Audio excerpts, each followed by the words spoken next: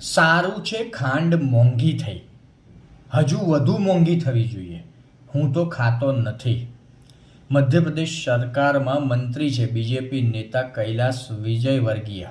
એમનું તાજેતરમાં ખાંડના મુદ્દા ઉપર આ નિવેદન આવે છે. મેં એમનો વિડીયો જોયો, પ્રેસ કોન્ફરન્સ જેવું કરી રહ્યા છે ને આ પ્રમાણેનું નિવેદન આપે છે કે સારું છે ખાંડ મોંઘી થઈ ગઈ, હજુ વધારે મોંઘી થવી જોઈએ, હું તો ખાતો નથી. પણ આ સાહેબને, સરકારમાં બેઠેલા આ મહાજ્ઞાની મંત્રી સાહેબને કોણ સમજાવે કે તમે નથી ખાતા પણ બીજા લોકો તો ખાય છે, બીજા લોકો તો વસ્તુઓ વાપરે છે. મંત્રી સાહેબ કહે છે કે મને ગળ્યું પસંદ નથી, હું ગળું ખાતો નથી. પણ મંત્રી સાહેબ તમે નથી ખાતા, પણ દેશમાં એવા લોકો છે જે ગળ્યું ખાય છે. અને ખાંડ એક એવી વસ્તુ છે જે રોજિંદા જીવનમાં અવારનવાર વપરાય છે. અમીર, ગરીબ, મધ્યમ વર્ગ, દરેક વર્ગના ઘરમાં ખાંડનો ઉપયોગ રોજ થાય છે. તો આ પ્રમાણેનું નિવેદન શું સમજીને, શું વિચારીને આ લોકો આપી રહ્યા છે?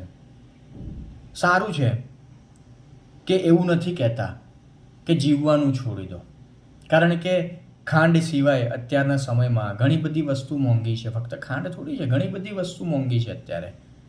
અમુક વસ્તુ કે અમુક સમાચારો તો ક્યાંક ને ક્યાંક બહાર નથી આવી રહ્યા, એવું કે એવું ખોટું નહીં હોય, પણ ઘણી બધી વસ્તુ ઓલરેડી મોંઘી થઈ ગઈ છે અને આવનારા સમયમાં 100% થવાની, જે પ્રમાણેનો માહોલ દેશમાં અત્યારે જોવા મળી રહ્યો છે. તો શું માણસ બધું ખાવાનું છોડી દે? આવી સલાહ સૂચનો આપવી કેમેરાની સામે બહુ સહેલી છે. શું માણસ જીવવાનું છોડી દે, ખાવાનું છોડી દે?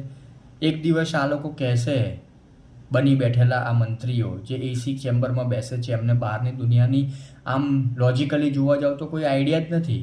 બસ મેં આગળ કહ્યું તે પ્રમાણે કેમેરો મળી ગયો, થોડા ઘણા માઇક મળી ગયા એટલે કંઈ પણ મોટી હાંકી દેવાની. ભવિષ્યમાં આ લોકો કહેશે કે અમને તો વાંધો નહીં આવે, તમે તમારું જોઈ લો, તમારે જીવવું હોય તો જીવો, નહીં તો ટેં થઈ જાઓ.